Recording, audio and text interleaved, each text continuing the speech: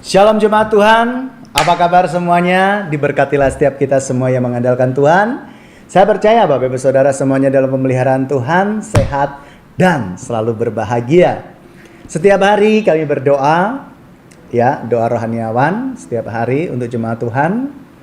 Kiranya Tuhan memberkati Bapak Ibu Saudara semuanya, sehat, selalu bahagia dan berhasil melewati segala keadaan sulit bersama dengan Tuhan Yesus. Amin. Hari ini saya akan melanjutkan renungan, ya, dari kisah kitab Yesaya kemarin, ya, bangsa Israel, ya, di mana Tuhan di atas segala hikmat. Karena Tuhan di atas segala hikmat, hendaklah kita jangan seolah-olah lebih pintar daripada Tuhan, ya. Jalanilah semua kehidupan kita dengan berserah dan yakin kepada kedaulatan Tuhan, maka Tuhan akan mengerjakan yang terbaik untuk kita semuanya. Berikutnya hari ini saya akan menyampaikan renungan dari Yesaya 40 ayat kelanjutannya, di mana di sini ayat 18 sampai 20 firman Tuhan berkata, "Jadi dengan siapa hendak kamu samakan Allah? Dengan apa yang dapat kamu anggap serupa dengan Dia? Patungkah tukang besi menuangnya dan pandai emas melapisinya dengan emas, membuat rantai-rantai perak untuknya? Atau orang yang mendirikan arca, memilih kayu yang tidak lekas busuk, mencari tukang yang ahli untuk menegakkan patung yang tidak lekas goyang?" Ya, dari 3 ayat ini saya mendapatkan satu berkat di mana Tuhan itu tiada duanya. Tema hari ini adalah Tuhan tiada duanya. Kalau yang kemarin dari kisah Yesaya 40 ini, ya, yang pertama Tuhan di atas segala hikmat, yang kedua Tuhan tiada duanya. Mengapa? Karena di ayat 18 ini ya dikatakan, "Jadi dengan siapa hendak kamu samakan Allah, dan apa yang dapat kamu anggap serupa dengan Dia?" Ini artinya Tuhan menyampaikan hal ini kepada bangsa Israel. Di mana bangsa Israel itu kan sering dikenal ya sebagai bangsa yang tegar tengkuk. Kalau enak, puji Tuhan, oh haleluya, oh hosana bagi Tuhan dan sebagainya. Artinya ketika dalam keadaan senang mereka bisa memuji Tuhan. Tapi sebenarnya yang penting bukan dari situnya.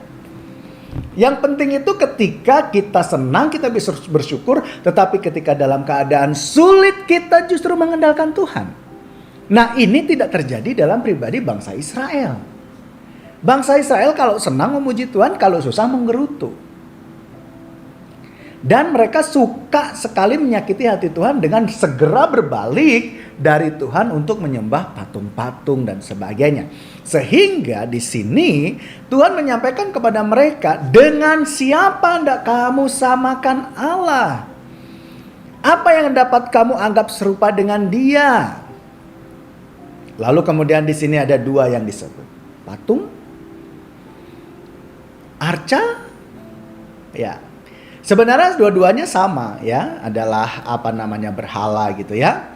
Cuma kalau di sini di patung ini kan kalau kita perhatikan sifat dari patung yang di zaman dulu itu lebih gede, ya, lebih besar, dengan bahan dasar yang sering digunakan adalah besi, dilapisi dengan emas, lalu kemudian dilengkapi dengan pernak-pernik dan sebagainya. Jadi patung pada masa dulu adalah sifatnya lebih gede, walaupun sama-sama sebenarnya adalah berhala. Yang kedua, arca. Ketika saya perhatikan, arca itu adalah sesuatu yang diukir di kayu, bisa mungkin kalau zaman-zaman yang di model-model mungkin model candi, ya, itu diukir di bebatuan seperti itu, ya, dengan ukuran yang terjangkau, lebih kecil daripada patung yang di ayat ini, ya, kayak, ya, intinya patung lebih terlihat megah dengan pernak-perniknya, sedangkan arca lebih kepada pahatan, ya, karena kalau kita perhatikan di sini bahannya beda. Patung itu lebih kepada besi, emas, dan rantai-rantai perak dan sebagainya, lebih bernilai, ya.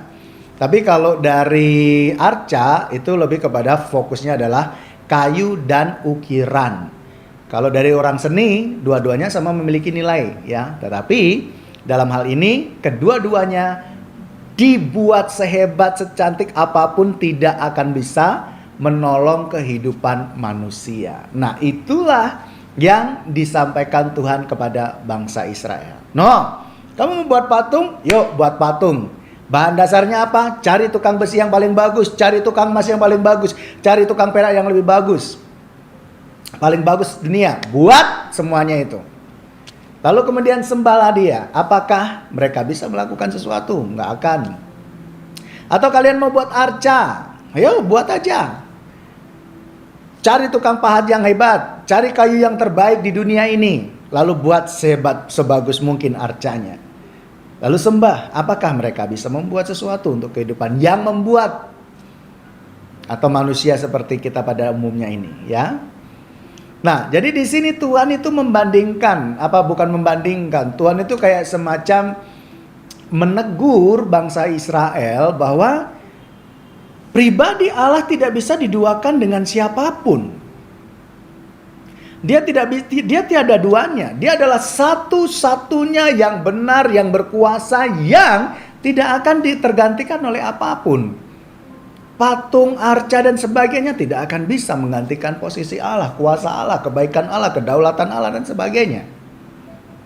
Nah, hal ini sebenarnya menjadi satu peringatan buat kita juga bahwa ketika kita sedang dalam masalah, fokus kita tuh harus kepada Tuhan, bukan pada masalahnya. Sebab kalau kita perhatikan bangsa Israel itu lebih sering fokus kepada masalah ketika mereka dalam keadaan susah. Mereka berpikirnya gimana ya caranya masalah ini cepat selesai, masalah ini cepat selesai. Kadang-kadang mereka berpikir, oh kayaknya kita ngambil jalan pintas saja, berdoa kepada Tuhan kayaknya lama banget, berdoa kepada Tuhan kayaknya nggak segera dijawab. Akhirnya berbaliklah dengan fokus kepada patung, arca dan sebagainya. Menyembah kepada hal-hal demikian. Sama dengan kita, kalau seumpama kita dalam keadaan sulit, lalu kemudian kita fokusnya berubah, bukan kepada Tuhan lagi, bukan pada kuasa Tuhan lagi. Kita juga akan seperti bangsa Israel, ditegur Allah, dengan apa engkau bandingkan aku? Dengan kekayaan, dengan perhiasan, dengan gaya hidup, dengan segala sesuatu yang ada di dunia ini. Itu juga tidak akan bisa menggantikan posisi Allah. Kekayaan, harta, kemewahan, gaya hidup dan sebagainya tidak bisa menjamin hidup kita menjadi lebih damai, lebih tentram. Tetapi kalau kita benar-benar berserah kepada Tuhan, mengandalkan Tuhan, mengakui Dia adalah satu-satunya Tuhan yang tiada duanya, Allah sanggup mengerjakan yang terbaik dalam kehidupan kita. Sesulit apapun masalah kita, Tuhan tidak mungkin tidak punya cara untuk menolong kita. Dia tiada duanya di dunia dan di sorga. Oleh sebab itu ketika kita sedang punya masalah, mari kita fokuskan harapan kita kepada Tuhan Yesus, bukan kepada yang kelihatan, kepada kekayaan, kepada harta, jabatan, kuasa dan sebagainya. Sebab Dia tahu apa yang harus Dia kerjakan bagi umatnya. Jadi Bapak Ibu Saudara semuanya, marilah kita belajar dalam hal kebenaran ini, bahwa Tuhan tiada duanya. Jangan sekali-kali kita bergeser dari Tuhan. Ketika kita punya masalah, ketika punya keadaan, kita sedang menghadapi keadaan sulit, jangan fokuskan semuanya itu kepada masalah kita. Kita memang harus mikirin masalah kita, tapi kita harus tetap fokus kepada Tuhan. Saya banyak sekali sebenarnya menghadapi masalah. Tapi kalau orang lihat kayaknya saya nggak ada masalah gitu ya. Senyum-senyum, bahagia gitu ya. Ada masalah, cuma saya tidak mau fokus hidup saya di masalah saya. Saya percaya Tuhan pasti menolong saya. Saya percaya Tuhan pasti membuat masalah saya ini berlalu dengan pembelajaran yang daripada Tuhan.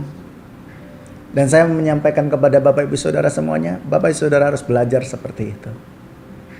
Terpujilah Tuhan yang boleh mengingatkan kita semua bahwa Dia tidak ada duanya. Dia satu-satunya pribadi yang berkuasa di bumi dan di surga, dan yang akan selalu memegang tangan umatnya keluar dari segala persoalan. Mari kita berdoa. Terpujilah namamu Tuhan, sebab Engkaulah yang menolong kami untuk belajar kebenaran tentang Engkau. Engkau tiada duanya dalam hidup kami Tuhan.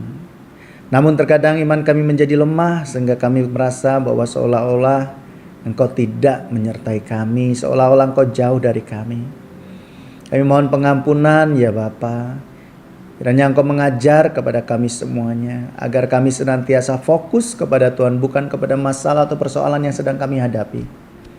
Ya Roh Kudus, bimbinglah kami, agar kami bisa hidup seturut dengan kebenaran firman-Mu, di mana kami dalam keadaan apapun tidak akan berpaling daripada Tuhan, tetapi kami akan tetap berlutut di kaki Bapa di sorga, mengaku bahwa Engkau adalah satu-satunya Tuhan yang tiada duanya, yang sanggup menolong kami dan memberkati kami semuanya. Maka dari itu hamba berdoa buat setiap jemaat-Mu yang melihat siaran ini Tuhan, kebenaran ini. Diberkatilah setiap jemaat Tuhan di dalam nama Yesus. Tuhan menopang, memberkati, baik pertumbuhan iman, kekuatan batin, dan semuanya Tuhan. Engkau limpahkan atas mereka semuanya. Terima kasih Roh Kudus. Dalam nama-Mu kami berdoa, serahkan semuanya ke dalam tangan kuasa Bapa di sorga. Terima kasih Tuhan, kami serahkan hidup kami dalam tangan kuasa-Mu dalam nama Yesus. Haleluya. Amin.